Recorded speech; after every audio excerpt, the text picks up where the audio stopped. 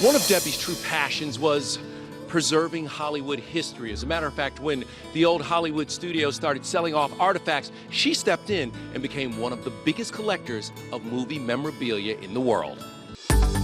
I really ran to the bank and I just pulled out everything I had. And I just ran to the auction. What I tried to buy was an example of every Oscar-winning film. In 1970, Debbie started purchasing costumes and props used in some of Hollywood's most famous movies. This is the wonderful costume of Judy Garland from The Wizard of Oz, whom we all love. Auntie M! Auntie M! Hello! I love this whole thing. It's for the museum. I've never hidden behind anybody's skirt. She stored them in warehouses, hoping one day to share them with the world in a museum. She eventually opened a hotel and casino in Las Vegas where fans could see many of the historical treasures she had collected. That's Molly Brown.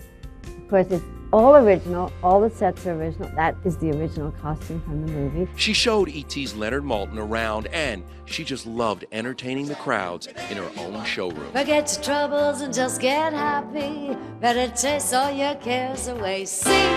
Fans could see everything from Debbie's costumes to this famous dress made from drapes that was a big part of Gone with the Wind.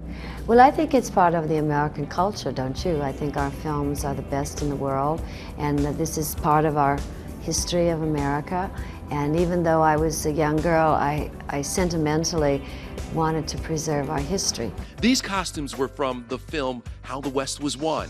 This suit was worn by the one and only John Wayne, and Debbie had a fondness for collecting wardrobe worn by Marilyn Monroe.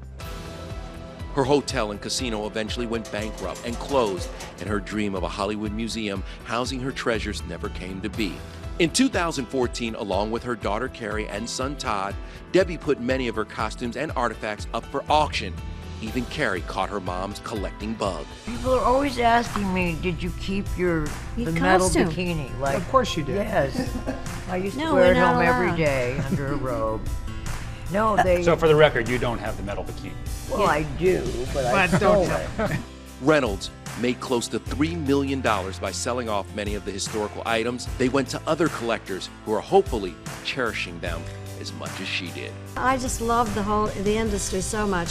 I wanted the memories to be able to be continued and not to be impossible to look at or touch. At the time of her death, Debbie was estimated to be worth $60 to $85 million.